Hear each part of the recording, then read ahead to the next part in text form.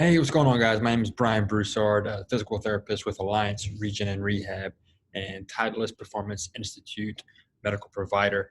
Thank you for coming on this blog and checking out and reading this blog, learning more about the golfer's pyramid.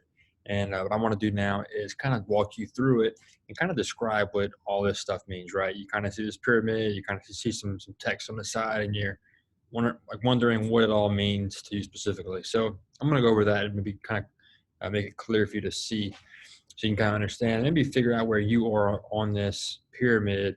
Maybe you've been at a certain spot in this pyramid before. Maybe you want to get back or get to a certain area. So let's go over that right now. Um, so the first level is the injured golfer, right? So pretty self-explanatory, right? You can kind of imagine that a golfer who's injured would start at this level, right? Someone who's maybe dealing with some back pain, maybe like a disc injury, maybe a hip issue, a knee issue, and but the injured golfer is a golfer who really can't participate in golf. They can't play really without feeling this issue, and it's really affecting their quality of play and their like basically their joy of playing, right? I mean, there's some days where they just say, you know what, I'm not going to go out to hit some balls in the range today and practice, or I'm not going to go play a round of 18 with the guys or ladies because my back pain is just like super irritated, and I just don't want to go out. I just cannot deal with it right now. That's the injured golfer, right? It's keeping you away from tournaments, away from playing, and away from swinging a club in general. And it's affecting you off the course, right? It's not just on the course; it's off the course. It's messing with your daily life as well.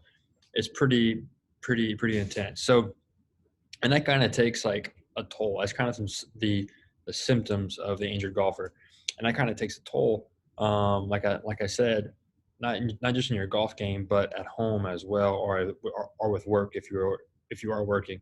Um, so, and it takes on some other attributes as well, right? It takes on psychosocial issues, right? So meaning like basically, like we all know, like come on, like golf is fantastic, but part of the joy of playing golf is actually getting out there with the guys, competing, but also having a little fun.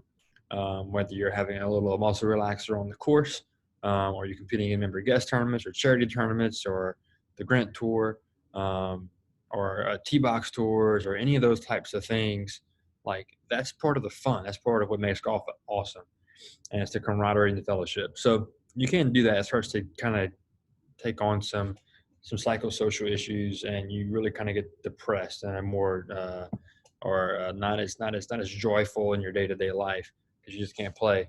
Aside from just the pain really affecting you, so you'll see there's symptoms and there's keys to success, and the symptoms, are what you're feeling, and the keys to success are going to be how you're going to be getting out of that stage or getting out of that level to the next level. Okay, there's a couple different options in each one, especially for the injured golfer, right?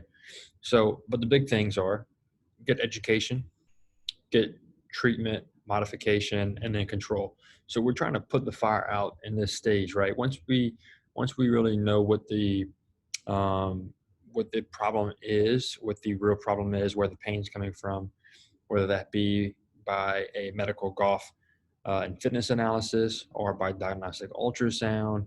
We're looking to kind of see what's going on, and then we can kind of create a plan from there, right? So then we kind of educate you on what's happening, why this is probably happening to you, why your back pain is really painful on the left side, and why that's important in your uh, your your golf game and your golf swing, and then modifying things, right? Like we might have to slow down and actually swinging a little bit. We may have to slow down you working out or doing certain movements in the gym if you are in the gym. May have to modify some ways that you move throughout the day. Those things might have to happen in order to control the pain and inflammation and kind of put out the fire that is your injury and your pain. All right. So that's going to be the key to kind of getting you out of this injured stage in the first step and kind of getting you back to playing golf pain free. So second stage is the roller coaster golfer. Okay. We call this a roller coaster golfer because the golfer is literally doing this with their injury or their pain or their stiffness. It feels good. It doesn't feel good. It feels good. It doesn't feel good. feels good, doesn't feel good, right? It's a constant loop of just kind of getting better and getting worse, getting better and getting worse, and they can't really get ahead. They're like you feel like you're getting inconsistent kind of feedback through the day, and your injury, you can't really get ahead past this injury, right? This back pain may have been bothering you for years, and you just can't really shake it, right? It's just always there when you swing, when you go play, and when you come back home. So that's kind of not a fun place to be, right? Because you don't know what days are going to be the bad days, what days are going to be the good days. You don't know if one wrong swing is going to put you back to being injured and not being able to swing at all. So that's a tough stage, right?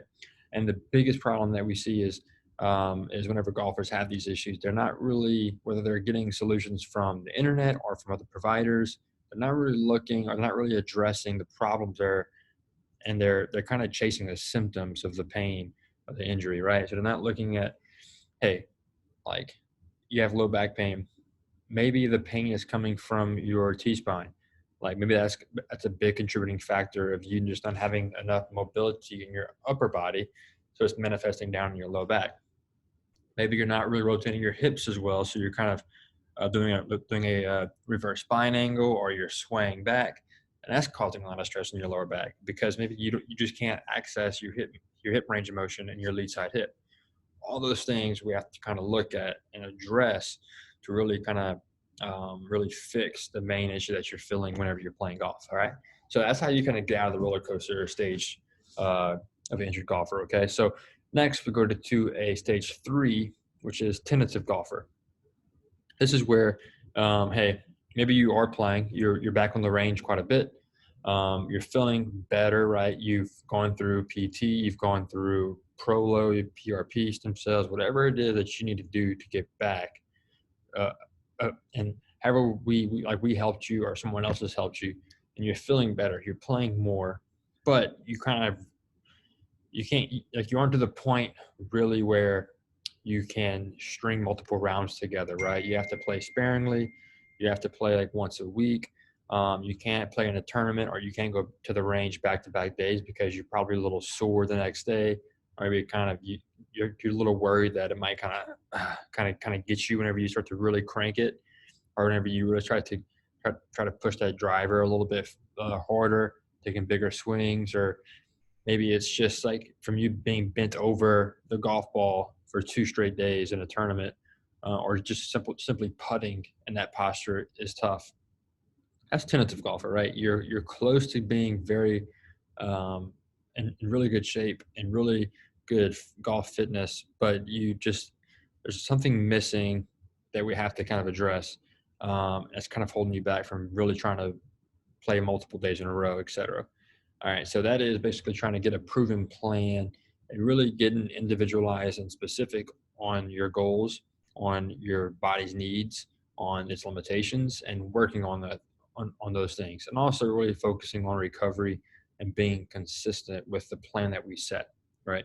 So a lot of times people, guys, ladies, they won't be consistent in what we've done up to the point, or what we've done that has gotten us to the point that we're at. They kind of fall off. So they kind of stop here at this tentative golfer level. They never really get to the injury free level. And that's super important. That's where you might have gotten discharged or released from like physical therapy too soon, and you just haven't really got your body where it needs to be able to do the things you want it to do. So that's one issue. And then the other issue is just a plan that's not individualized and specific to what you need. That will only get you so far. Like a cookie cutter program is what we call it, and that will only get you so far, right? To get you to where you want to be and where you really truly desire to be, to play golf as much as you like, to play injury free, to really enjoy it out there, to hit it as hard as you want, as far as you want, to be consistent and not have to worry about your body, but just worry about the game.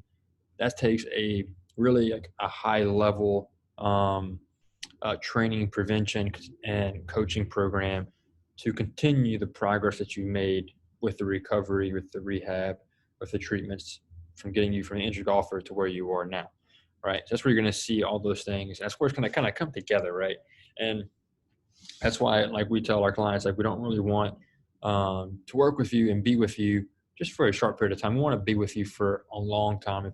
If we're working good together, because whenever we work together for a long time, you're going to see some amazing results that are just going to keep compounding on one another, and it's going to be really good for your golf game and good for your life in general. So that is the Alliance Injured Golfer Pyramid. Hope that understands or helps you understand what this all means and how it can, like, how it relates to your golf game and your life in general, right? So, if you would let us know where you think you are on this pyramid, what you're dealing with, and where you really want to go, right?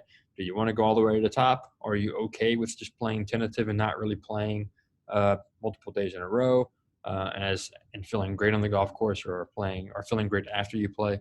Let us know in the email, or respond to this blog, and I would be happy to chat with you about it. So thank you guys for watching and reading the blog. See you guys soon.